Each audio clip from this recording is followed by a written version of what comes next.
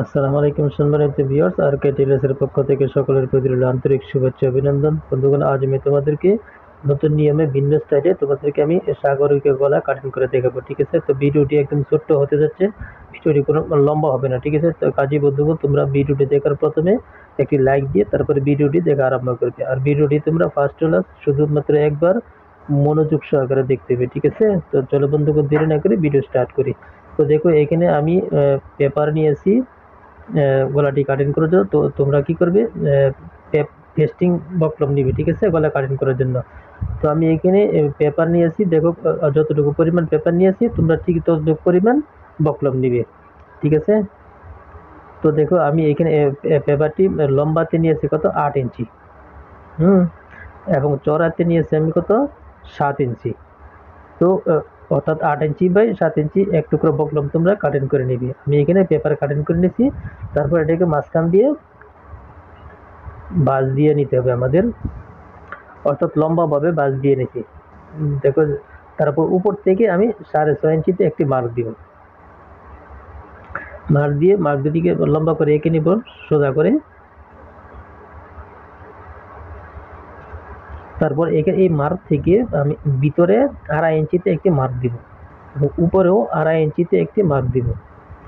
এখন মার্ক দিয়ে মার্ক দুটিকে সুন্দর করে সোজা করে এঁকে নেব। তো বন্ধুগণ, তোমরা শুধু আমার হাতের দিকে লক্ষ্য রাখবে, আমি কোন জায়গায় কত ইঞ্চি পরিমাণ মার্ক করে তারপর ড্রয়িং করি। ঠিক আছে, তারপর নিচের মার্ক থেকে আমি উপরে 1.5 ইঞ্চিতে একটি মার্ক দিব। এখান থেকে 1.5 ইঞ্চিতে একটি মার্ক দিব। ঠিক আছে, এখানেও 1.5 ইঞ্চিতে একটি মার্ক দিব, অর্থাৎ নিচের দাগ থেকে। এখন এই মার্ক দুটিকে আমি সুন্দর করে মিলিয়ে দিব।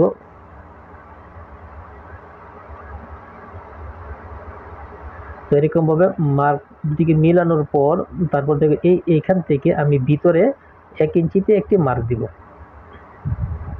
ঠিক আছে, উপরের দাগের থেকে ভিতরে 1 ইঞ্চিতে একটি মার্ক দিয়ে তারপর কোনা করে নিচের দাগ বরাবর আমি একটি মার্ক টেনে নিব। দেখো, মার্ক দিয়ে দিব, এরকম কোনাকুনি করে একটি মার্ক দিয়ে দিব।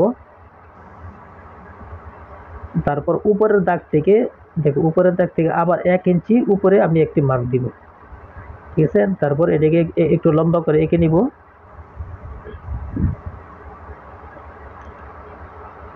এখন এই দাগ থেকে ভিতরে আমি আরো 1 ইঞ্চিতে একটি মার্ক দিব। ঠিক আছে, 1 ইঞ্চিতে একটি মার্ক দিব।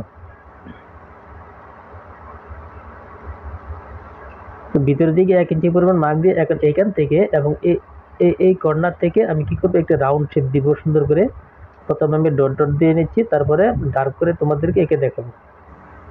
অর্থাৎ দুই কোণা থেকে আমি রাউন্ড করে একটি শেপ দিয়ে নিব।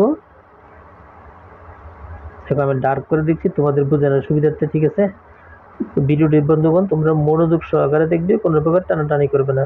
মনোযোগ সহকারে দেখলে তোমরা আমার মতন করে এই সাগরিকের গলার ডিজাইনটি তোমরা কাটিং করতে পারবে। ঠিক আছে,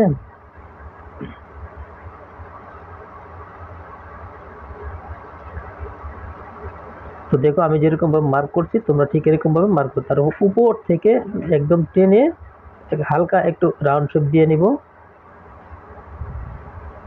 এই কোণা পর্যন্ত রাউন্ড শেপ দিয়ে নিয়ে এঁকে নেব। এবার তারপরে আউটলাইন কেটে নিব।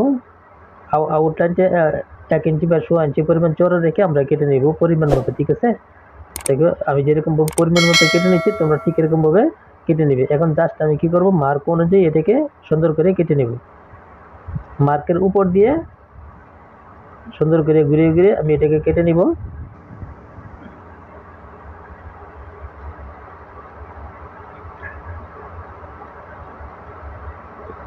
তো বন্ধুগণ দেখো, আমি মার্ক অনুযায়ী কেটে নিচ্ছি। ঠিক আছে, তো ভিডিওটিতে যদি বুঝতে তোমাদের কোনো সমস্যা হয় অবশ্যই আমাকে কমেন্ট করবে, আমি তোমাদের প্রশ্নের উত্তর দিতে চেষ্টা করবো ইনশাল্লাহ। ঠিক আছে, তো দেখো আমি ডিজাইনটি অর্থাৎ সাগরিকা গলাটি কেটে নিয়েছি। তো ডিজাইনটি হবে এরকম। ঠিক আছে, তো বন্ধুগণ ভিডিওটি যদি ভালো লাগে তাহলে অবশ্যই আমার চ্যানেলটিকে সাবস্ক্রাইব করবে এবং পাশে থাকা বেল আইকনটি ক্লিক করে রাখবে, যাতে পরবর্তীতে কোনো ভিডিও আপলোড করার সাথে সাথে তোমাদের নোটিফিকেশনে চলে যায়।